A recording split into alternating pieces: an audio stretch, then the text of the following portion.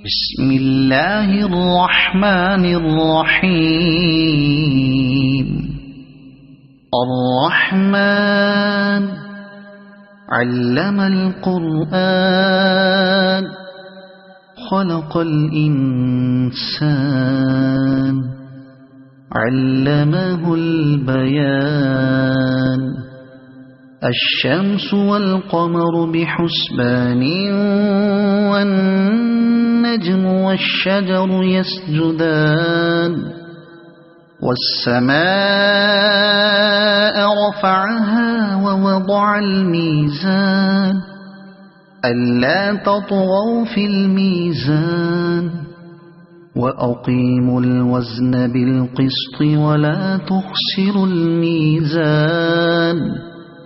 والأرض وضعها للأنام فيها فاكهة والنخل ذات الأكمام والحب ذو العصف والريحان.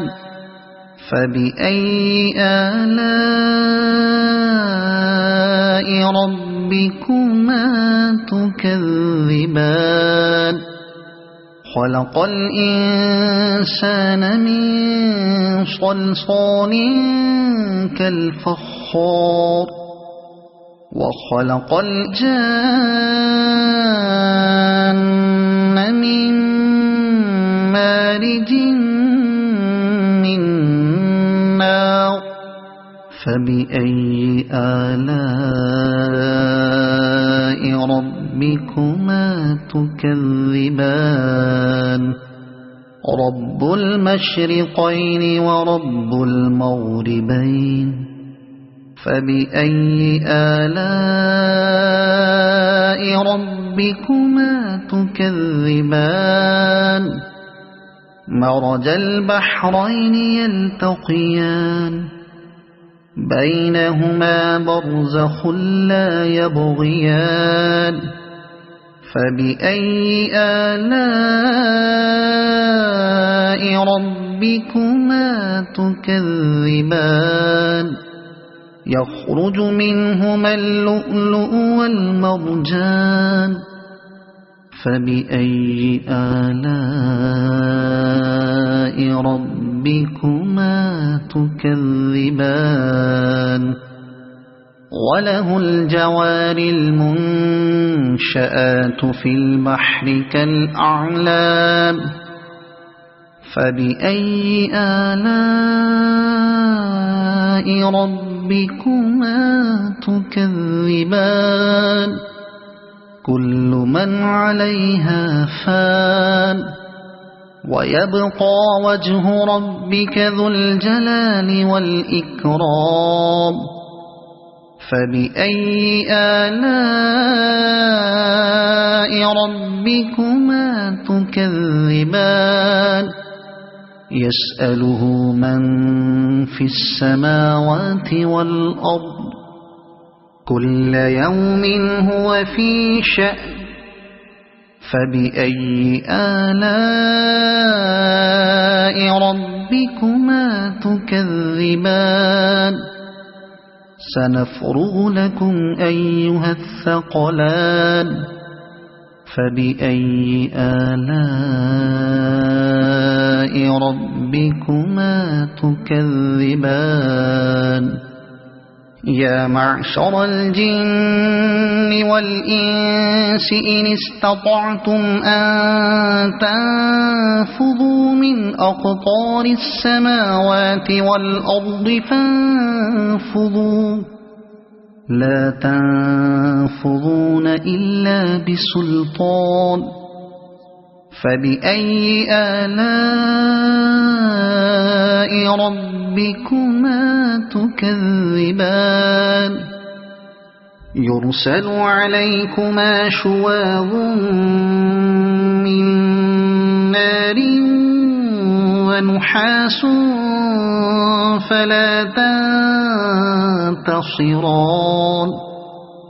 فبأي آلاء ربكما تكذبان.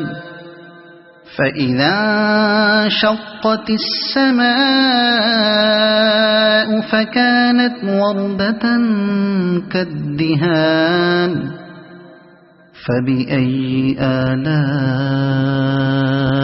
ربكما تكذبان فيومئذ لا يسأل عن ذنبه إنس ولا جان فبأي آلاء ربكما تكذبان يعرف المجرمون بسيماهم فيؤخذ بالنواصي والأقدام فبأي آلاء ربكما تكذبان هذه جهنم التي يكذب بها المجرمون يطوفون بينها وبين حميم آن فبأي آلاء ربكما تكذبان ولمن خاف مقام ربه جنتان فبأي آلاء ربكما تكذبان ذواتا أفنان فبأي آلاء ربكما تكذبان فيهما عينان تجريان فبأي آلاء ربكما تكذبان فيهما من كل فاكهة زوجان فبأي آلاء ربكما تكذبان متكئين على فرش بطائنها من استبرق وجنى الجنتين دان فبأي آلاء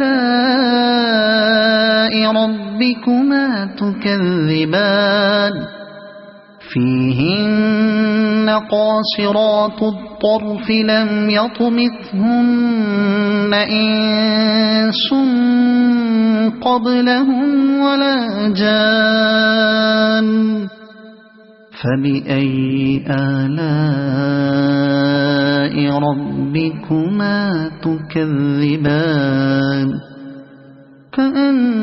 كأنهن الياقوت والمرجان فبأي آلاء ربكما تكذبان هل جزاء الإحسان إلا الإحسان فبأي آلاء ربكما تكذبان ومن دونهما جنتان فبأي آلاء ربكما تكذبان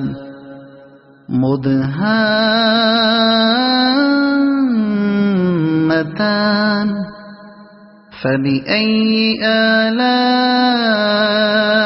ربكما تكذبان فيهما عينان نضاختان فبأي آلاء